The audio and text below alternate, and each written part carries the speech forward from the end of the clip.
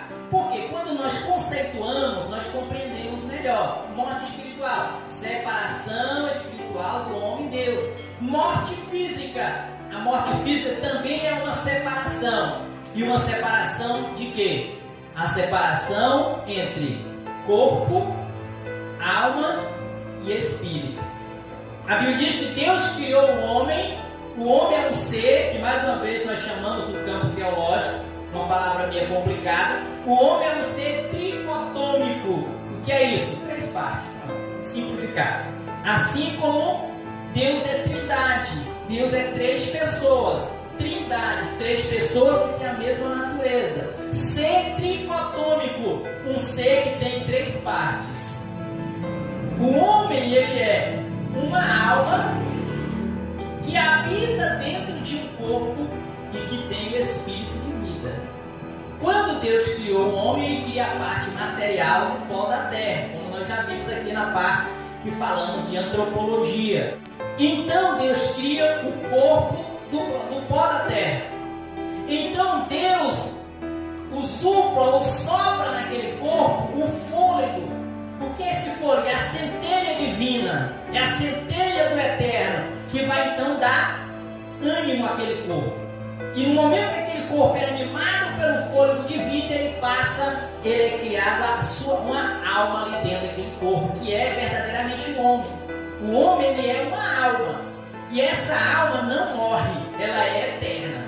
O ser humano, é por isso que eu disse, o ser humano ele foi criado para ser eterno. Então, a morte é o quê? A separação entre corpo, alma e espírito. O corpo morre, as funções vitais param de funcionar. O homem para de respirar, as células morrem.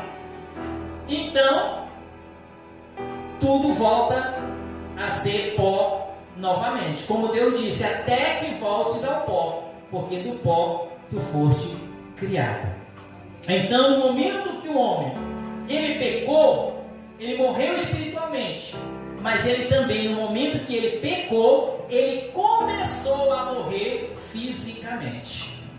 Alguns teólogos acreditam que aquela árvore, porque lá no jardim tinha a árvore do bem e do mal e tinha a árvore da vida, e que a árvore da vida era o que dava vida para o homem. O homem, quando comia daquela árvore da vida, ele tinha as suas células renovadas, por isso ele era sempre renovado. Quando ele peca, o que Deus faz? Expulsa ele do jardim e diz: olha, o homem não pode tocar novamente na árvore da vida, para que ele não viva eternamente em pecado. Então essa árvore dava vida ao homem. É tanto que quando ele peca, no estado de pecado, ele não pode comer mais dessa árvore. Deus então expulsa o homem do jardim e coloca então querubins para guardar o caminho que vai para a árvore da vida, para que o homem não retorne e toque naquela árvore novamente. Amém? E essa árvore, sabe onde essa árvore está hoje? A Bíblia diz que ela está na cidade santa, na Nova Jerusalém, na cidade que está reservada para os salvos. Então, no momento que o homem pecou, as suas células começaram a envelhecer, porque até aquele momento o homem não envelhecia. Ele foi criado adulto. Ele foi criado para ser eterno. E se ele não come, se ele não desobedece, o seu corpo físico não envelheceria. Mas no momento que ele come do fruto, ele começa a envelhecer.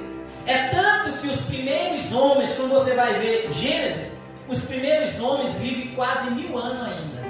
Por quê? Acreditam os estudiosos que ainda era efeito da árvore da vida que eles comiam antes de ele ter pecado. É tanto que após o pecado, a vida do homem só diminui.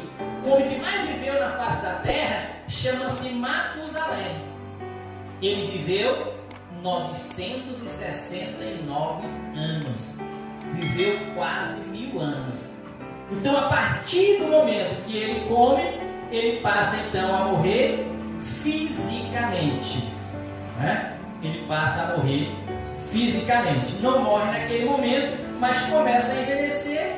E Adão então morreu, teve os seus filhos, a terra foi sendo povoada, mas todos eles foram envelhecendo e morrendo. Então a morte física, ela entrou na humanidade. Quer ver? Abra aí Gênesis 3:19. Gênesis, primeiro livro da Bíblia, 3:19, diz assim, ó. É o castigo que o Senhor deu sobre ele, que eu falei da agora. Do suor do seu rosto comerás o teu pão, até que tornes a terra, porque dela foste tomado. Porquanto és pó, e ao pó retornarás. Tá? Esse foi o castigo da morte física. O segundo ponto. Por causa dessa herança corrompida de Adão, todos os seres humanos estão sujeitos à morte física. Com essa desobediência, todos os seres humanos estão sujeitos ao poder da morte.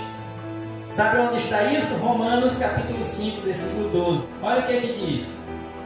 Portanto, assim como por um só homem entrou o pecado no mundo. Quem foi esse homem? Adão. E pelo pecado, a morte. Assim também a morte passou a todos os homens. Por quê? Porque todos pecaram. Como por um homem entrou o pecado entrou por Adão. E pelo pecado entrou a morte. Pelo pecado de Adão, a morte passou a existir. Né? Entrou o pecado no mundo. E pelo pecado, a morte. E então a morte passou a todos os homens. Porque todos pecaram. Como eu falei, já nasce em pecado. Por isso a morte tem poder sobre todo ser humano. E o último inimigo do homem que vai ser destruído, de acordo com a Bíblia, é a morte. O último inimigo do homem é a morte, que será destruído. Por isso o homem então não morrerá mais, né? Porque a consequência do pecado é a morte. Quando o Senhor purificar a terra, então o último inimigo será destruído. Então a partir daquele momento começa então a eternidade. A morte não existe, o tempo não existe também mais. Tudo agora é eterno. Amém? Compreenderam?